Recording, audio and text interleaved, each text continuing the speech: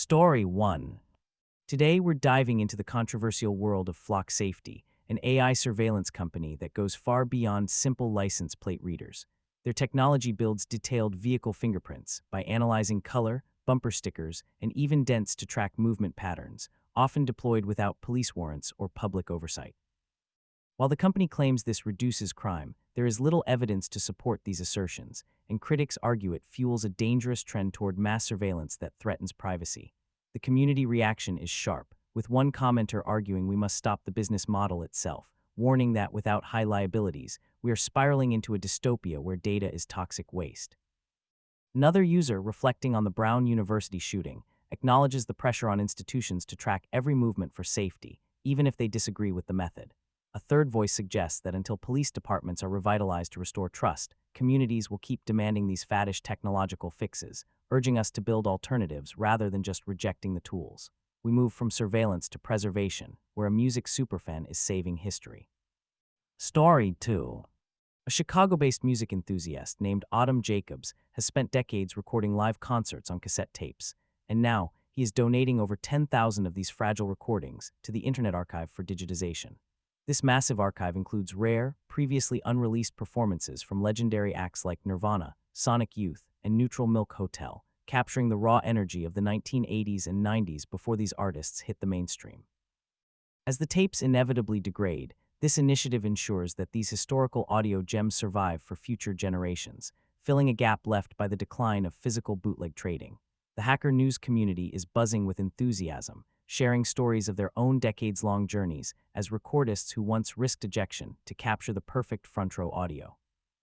One user recalled a specific moment where a band's lead singer grinned at them, turning a feared confrontation into a backstage invitation and highlighting how bootlegging creates value for both artists and fans.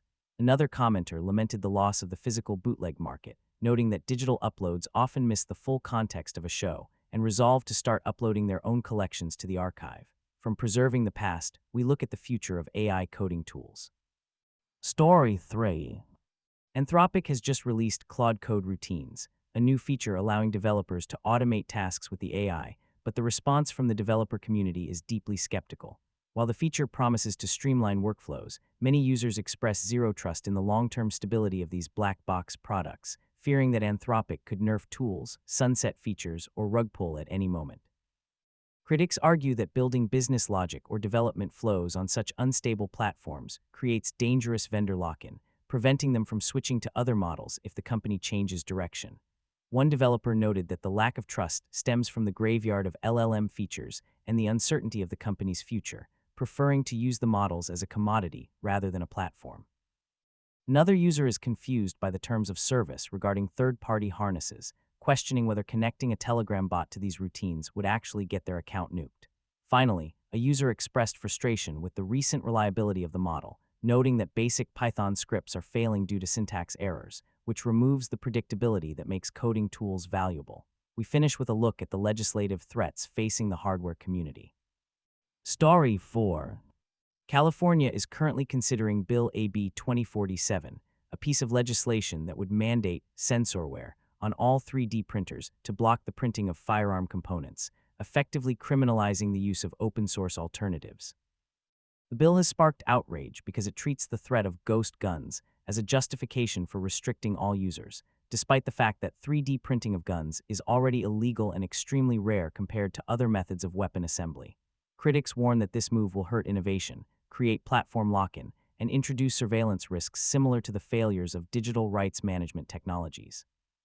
The community highlights the absurdity of targeting a technology that is far less effective for making guns than simply buying a metal tube at a hardware store, suggesting the bill is driven by lobbying groups rather than genuine safety concerns.